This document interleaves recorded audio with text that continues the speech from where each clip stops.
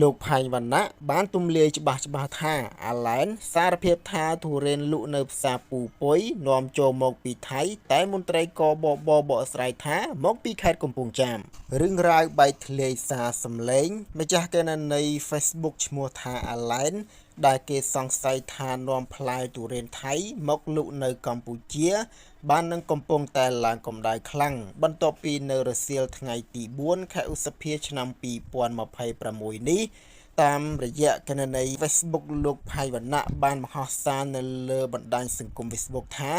ពេលនេះអាឡែនដែលគេសង្ស័យថានាំទុរេនពីថៃមកបានឆ្លើយសារភាពហើយថា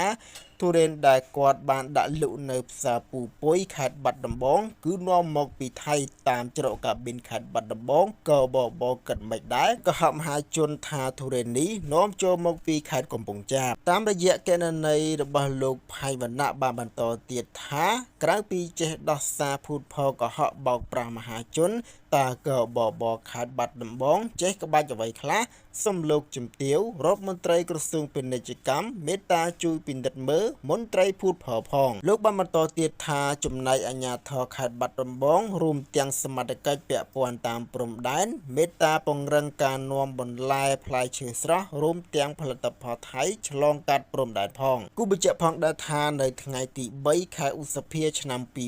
2026នេះក៏បខេត្តបាត់ដំបងបានចេញសេចក្តីបំភ្លឺព័ត៌មានបញ្ជាក់ថាបន្ទាប់ពីចុះត្រួតពិនិត្យក៏បរកឃើញថាទុរេនដែលនាំមកលក់នៅផ្សារពូពុយគឺមានប្រភពមកពីបែកអន្លង់ស្ទឹងត្រង់មេមត់ខេត្តកំពង់ចាមផ្សារនាគមាសផ្សារដើមកថ្មីភ្នំពេញនិងបានបញ្ជាទិញតាមទូរស័ព្ទនិងបណ្ដាញសង្គមនានា